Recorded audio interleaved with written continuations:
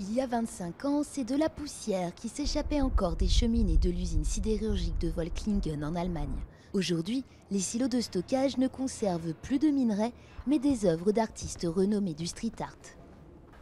Oui, c'est un objet assez typique de Space Invader, l'artiste très connu de Paris.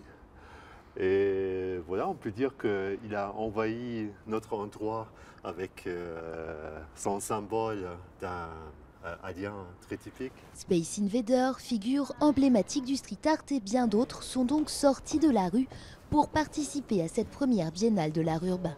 Dans cette usine, premier site industriel déclaré patrimoine mondial de l'UNESCO, l'inspiration est vite venue. Le lieu du Völklinger Hütte, c'est un lieu qui est industriel, qui a le charme industriel et qui me rappelle un peu oui, le milieu urbain où tout a commencé, le graffiti a eu lieu, les voies ferrées, tout ça.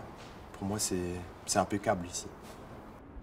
Terrassée par la crise de l'acier, l'usine avait fermé en 1986. Elle a réouvert au public en 1999 et accueille régulièrement des expositions. C'est aujourd'hui le site le plus visité et une des fiertés de la Saar, ancienne grande région industrielle d'Allemagne. Nous avons réinterprété ce lieu et son usage en transformant ce site de production industrielle en lieu de culture et d'art du XXIe siècle. C'est unique à cette échelle dans le monde entier. Il y a aussi une installation de Speedy Graffito. À son apogée, l'usine produisait 6500 tonnes de fonte par jour et employait 17 000 personnes. Sa reconversion est plutôt réussie puisqu'elle accueille chaque année entre 300 et 450 000 visiteurs.